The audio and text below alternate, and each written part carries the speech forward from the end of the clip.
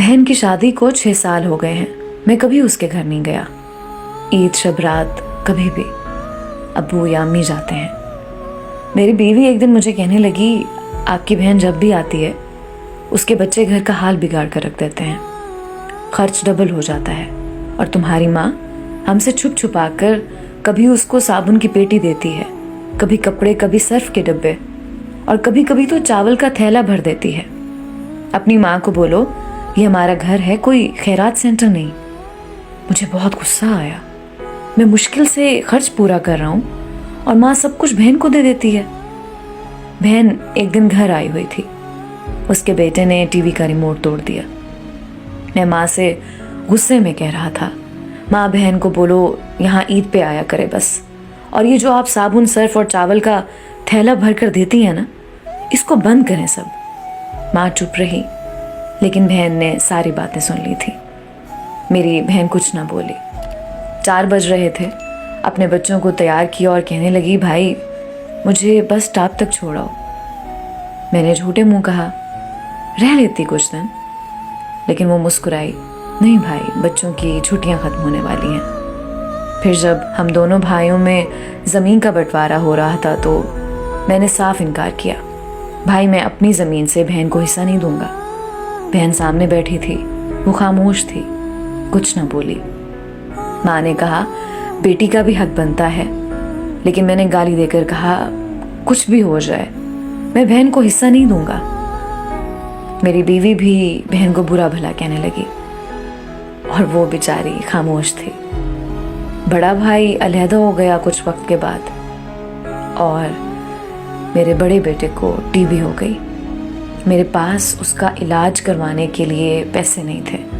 मैं बहुत परेशान था। कर्ज भी ले लिया था 1 लाख रुपया। भूख सर पर थी। मैं बहुत परेशान था। कमरे में अकेला बैठा था, शायद रो रहा था अपने हालात पे। उस वक्त वही बहन घर आ गई। मैंने गुस्से से बोला, अब ये आ गई है मनहूस। मैंने बीवी को कहा, कुछ तैयार करो बहन के लिए। बीवी मेरे पास आई, कोई ज़रूरत नहीं गोश्त या बिरयानी पकाने की इसके लिए। फिर 1 घंटे बाद वो मेरे पास आई। भाई परेशान हो? बहन ने मेरे सर पे हाथ फेरा। बड़ी बहन हो तुम्हारी, गोद में खेलते रहे हो, अब देखो मुझसे भी बड़े लगते हो। फिर मेरे करीब हुई, अपने पर्स से सोने के कंगन निकाले, मेरे हाथ में रखे। आहिस्ता से बोली, पागल तू ऐਵੇਂ ही परेशान होता है। बच्चे स्कूल थे, मैंने सोचा दौड़ते दौड़ते भाई से मिलाऊं।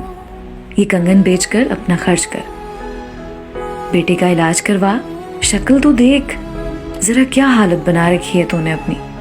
मैं खामोश था, बहन की तरफ देखे जा रहा था। वो आहिस्ता से बोली, किसी को ना बताना कंगन के बारे में, तुमको मेरी कसम है।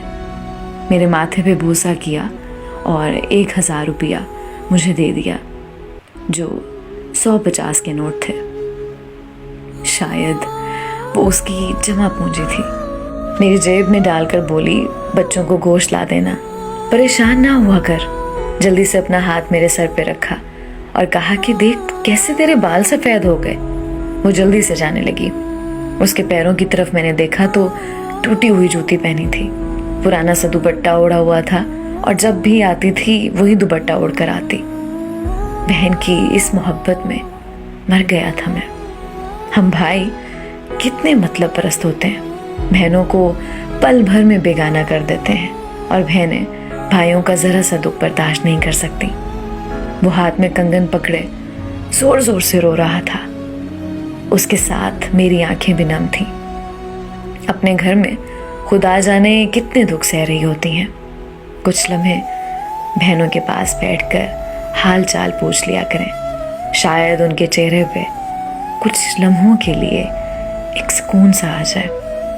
बहनें माँ का रूप होती हैं।